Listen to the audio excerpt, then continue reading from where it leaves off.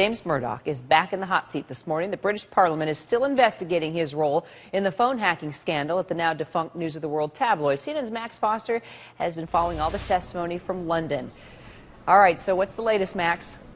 Well, it really was a hot seat, as you say, Kira, today. He was under immense pressure as he faced this grilling from lawmakers about how much he knew about phone hacking at the News of the World. One of his titles now closed down. But he says he accepts that it did take place, but the argument here is whether or not he knew about it. And he says previous executives appearing in this panel were wrong to say he knew about it. He didn't know about it. But let's just get a taste of the sort of pressure he's under. This is Tom Watson. You'll know him from previous grillings of the Murdochs. Let's hear what he had to say to James Murdoch today. You must be the first mafia boss in history who didn't know he was running a criminal enterprise. Mr. Watson, please. I think that's inappropriate.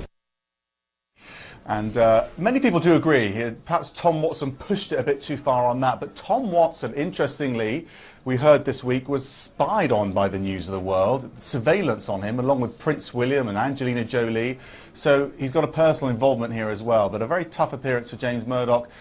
Shareholders will make their own judgment about whether or not he survived it, because he's under pressure from them as well. Can I ask you a question, Max? What's on everybody's lapel? That's a poppy, so it's to remember Britain's war dead, and at this time of year there's a remembrance service this weekend. Everyone wears poppies, and the money, you pay money to get a poppy, and it goes to war veterans. Got it. All right, thank you so much for clarifying that. And then we've got our own Veterans Day coming up this week as well, Max. Thanks.